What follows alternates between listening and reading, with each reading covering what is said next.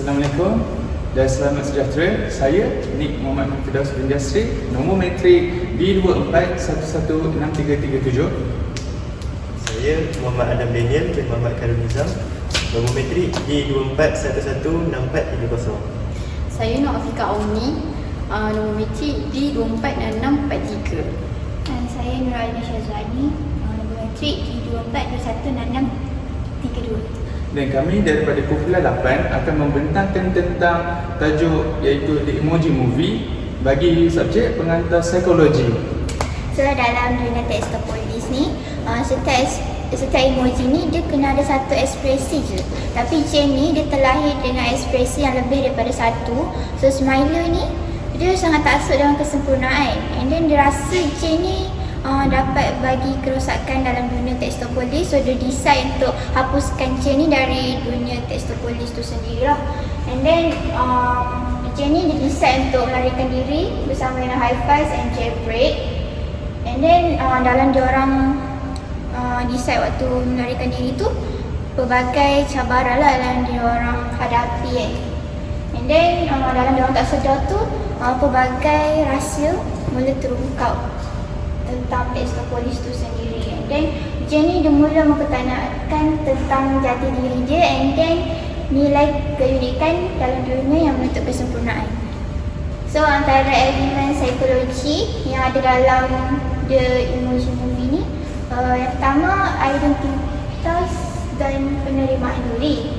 And then yang kedua tekanan sosial dan konformitas. Yang ketiga emosi dan kesihatan mental. Yang keempat perspektif dan ekspektasi masyarakat. Yang kelima persahabatan dan hubungan sosial. Yang keenam kepercayaan diri dan pembentukan diri. Yang ketujuh ketakutan atau penolakan. 8 perjalanan dan pengembangan karakter. Dan yang kesembilan manipulasi dan kontrol sosial. So yang seterusnya saya akan pass kepada member saya untuk bentangkan.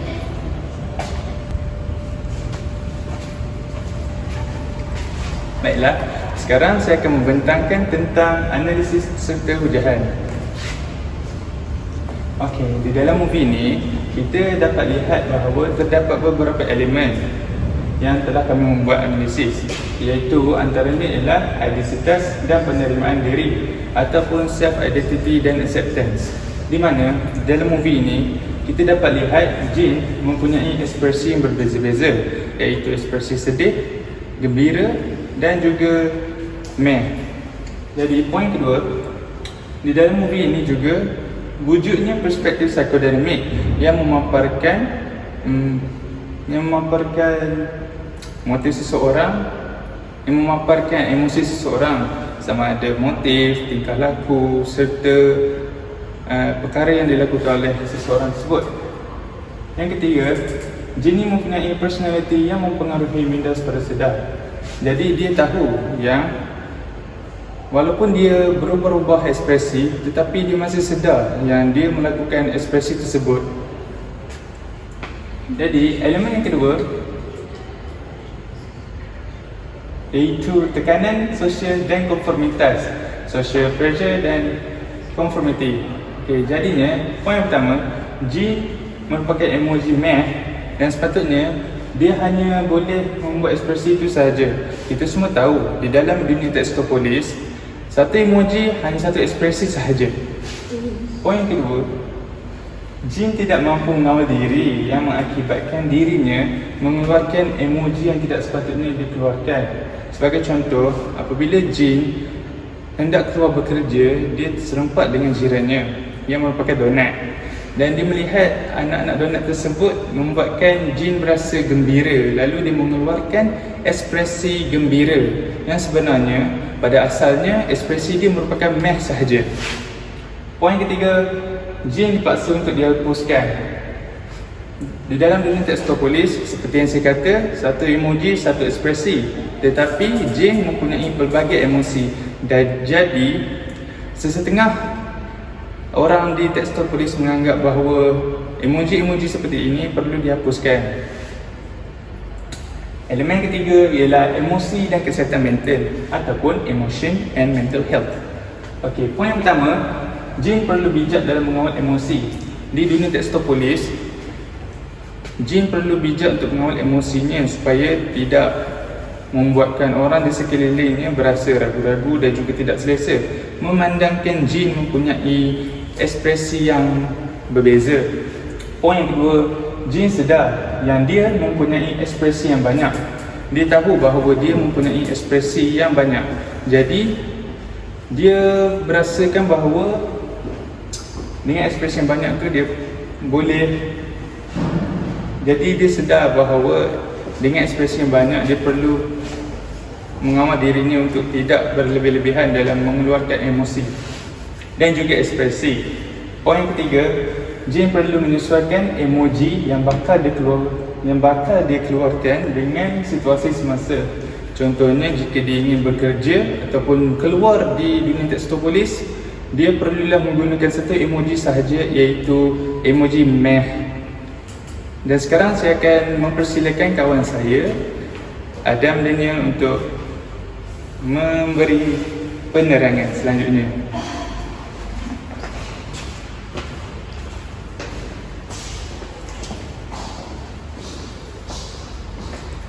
Baiklah, seterusnya poin yang keempat, persepsi dan ekspektasi masyarakat. Perception and societal expectation. Poin yang pertama, Smiler membuktikan bahawa kesempurnaan menjadi tanda ukur agar lebih dihargai kerana Smiler hanya memilih emoji yang sempurna untuk digunakan dalam telefon pintar. Jadi, watak Smiler ni adalah emoji yang perfectionist, iaitu mementingkan kesempurnaan. Jadi, sebarang kekurangan yang ada pada emoji-emoji yang lain tidak diterima sama sekali oleh watak Smiler tersebut. Poin yang kedua, perkara ini tanpa sedar membuatkan jin tersinggung. Jadi, bila Smiler membuat perkara yang hanya emoji yang sempurna sahaja yang boleh untuk layak digunakan dalam telefon pintar, jadi jin ni berasa tersinggung dan terasa dipencilkan lah. Poin yang ketiga, Smiler seharusnya bersikap adil dengan semua emoji. Jadi semua emoji ni mempunyai ekspresi yang unik dan berbagai. Jadi mereka ni memerlukan antara satu sama lain. Tak ada istilah yang sempurna sahaja boleh masuk ke dalam telefon pintar.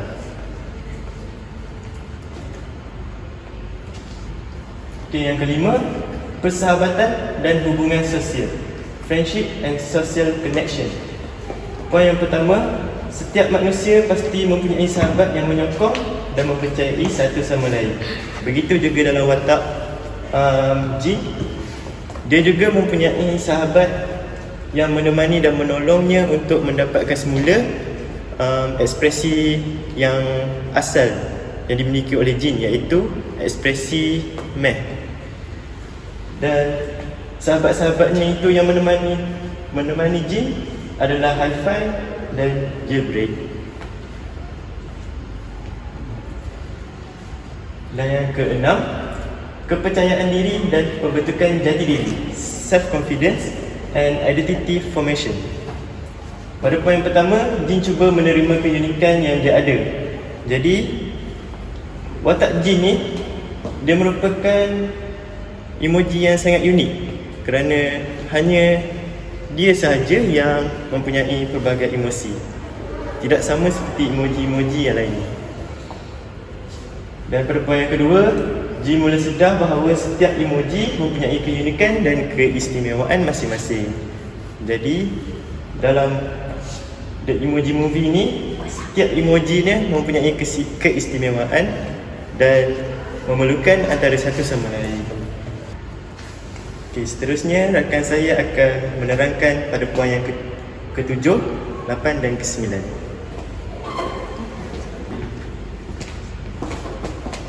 Ketakutan akan penolakan. Jin perlu melawan rasa takut terhadap kritikan dan menerima bahawa dirinya unik dan istimewa daripada emoji lain. Jin dapat mengelakkan diri daripada sifat tidak percaya diri. Di dunia nyata, banyak manusia yang merasa tidak percaya diri kerana pandangan orang sekeliling yang terlalu cepat menghukum dan mengkritik tanpa sebab yang munasabah. Manipulasi dan kontrol sosial. Smiler tidak suka akan kekurangan. Smiler taksub akan kesempurnaan sehingga dia sanggup membuang emoji yang serba kekurangan. Kalau kita dapat lihat, Smiler seorang karakter yang perfectionist. Jadi disebabkan dia melihat Jane ni mempunyai serba kekurangan, jadi dia nak menghapuskan karakter tersebut. Setiap individu tidak layak menghina dan membandingkan kehidupan seseorang kerana setiap individu mempunyai kelebihan dan kekurangan masing-masing. Perjalanan dan perkembangan karakter. Jane akhirnya percaya bahawa dirinya mempunyai keistimewaan yang tiada pada emoji lain. So sepanjang movie tu kita dapat lihat perjuangan Jane dengan rakan seperjuangannya. Dari situ dari semasa ke semasa Jane berkembang dengan lebih baik. Setiap individu yang dihina dan dikritik perlu bangkit dan buktikan bahawa pemikiran dan pandangan mereka terhadap kita itu adalah satu kesilapan. Dari sini kesimpulannya, The Emoji Movie mengajarkan kita bahawa menerima diri dalam dunia yang terlalu memaksa kita memenuhi ekspektasi orang lain itu sangat penting. Dia merupakan emoji yang unik dan istimewa, tapi disebabkan kritikan dan pandangan emoji lain, dia membuatkan Jane berfikir bahawa kesempurnaan itu menjadi titik dalam mencapai kebahagiaan yang kita inginkan. So kat sini Jane dan Hi-Fi membuatkan Jane belajar bagaimana untuk menerima dan bersyukur terhadap diri sendiri. Kesimpulannya, kebahagiaan seseorang bergantung kepada cara kita menerima diri kita dengan ikhlas. Sekian daripada kami.